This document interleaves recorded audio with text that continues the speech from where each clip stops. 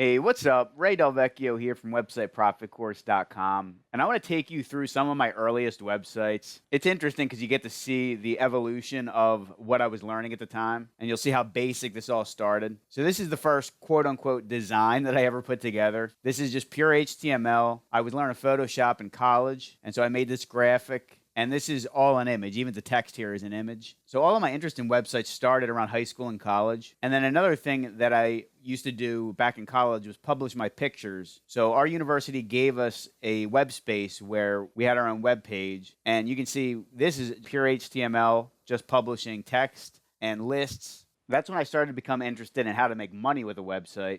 And back in 2009, I created this free Blogspot blog. So I basically just wrote posts on certain tech products. I created a Google AdSense account and placed ads on this website. And that's what earned me my first dollars from the online world. Then at the time, my dad started an LLC. And this is where I started to learn a little bit more about HTML and CSS. I think this was one of the first times I used CSS to design a website. And you can see how basic this design is. I was just implementing a gradient, some hover effects, a hover menu here. I'm going to emphasize again that design was never my specialty, but that's why I end up working with companies that are not looking for a super specific or unique design. They're okay with basically a template-based design where we plug in their real information. So this was version number 1 of this. I did multiple versions of this site, so this is a little bit of a later version. I learned how to do a background image, a repeating background image, create a right side menu here with these icons, and then when you hover over it, you get the text. So this is all towards the end of 2009. Here's another example from 2010 where you can see I took that knowledge up a level with the repeating background and made it where it's seamless. And I'm trying to imitate a whiteboard layout here. So this was just plugging away day after day and learning something new every day with HTML, CSS. This is also about the same time when I started to learn WordPress.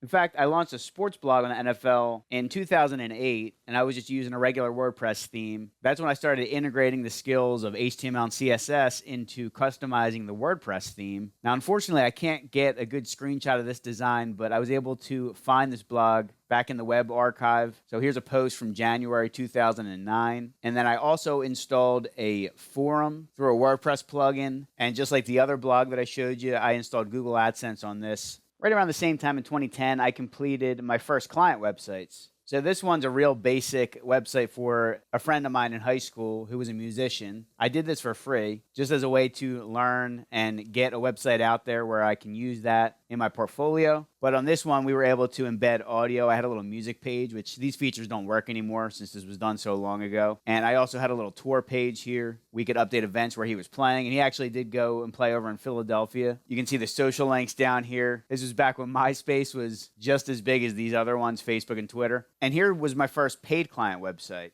So this is a roofing company, and they still work with me to this day. We've done probably 4 or 5 different variations of their website since then. This site and the one I just showed you for the musician, I was still doing these with raw code. These are PHP files, and obviously within them you got your HTML and your CSS. I didn't quite feel comfortable enough to offer a WordPress website at this time. I was still learning it through my NFL blog, but I'm pretty sure when I did launch my first WordPress client website, it was an update to this roofing website. And at this point, I was really hell-bent on getting money online. I started to learn about SEO and keyword research, and I was creating blogs on any topic that had good numbers when it came to the keyword research, even ones that I did not care about whatsoever. And this is a really funny example of that. I think this was back in 2011. I created a website on cheap baby bassinets because that term had no competition. And I'm pretty sure that I signed up to Amazon's affiliate program to promote some products on there. In fact, if I click into one of these links, these are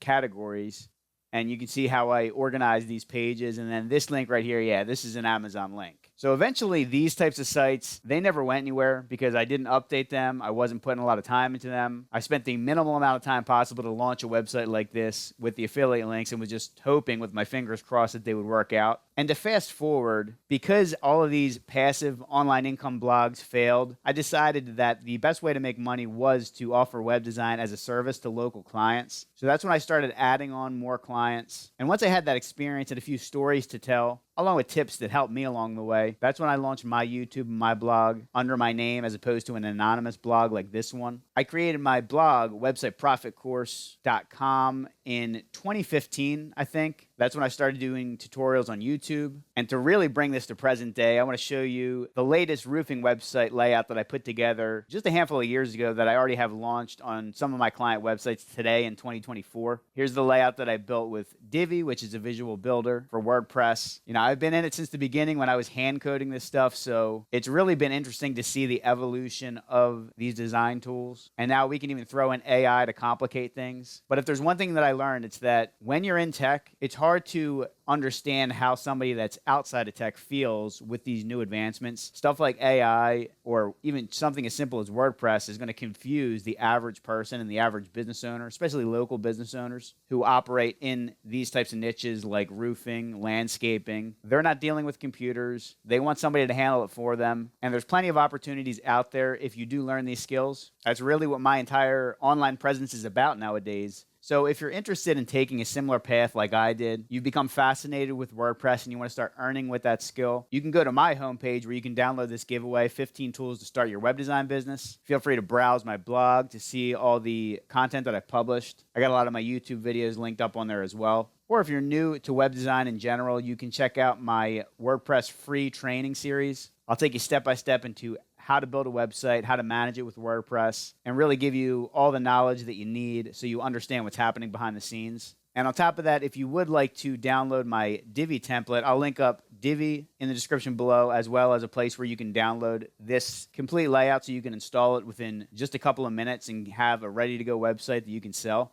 Last but not least, give this video a thumbs up if you liked it. I'd like to hear about your experience learning websites. When did you start? What was the technology that you used? What were you better at? Design, content, technology, code? The web design world does tend to attract a lot of different people, and there's no one standard path to get there. Of course, make sure you subscribe to my channel to get future videos like this one, and hit that bell if you'd like to get notifications. Thanks for making it to the end of this video, and if you want to keep on learning, I'll link up a few other videos here on the left.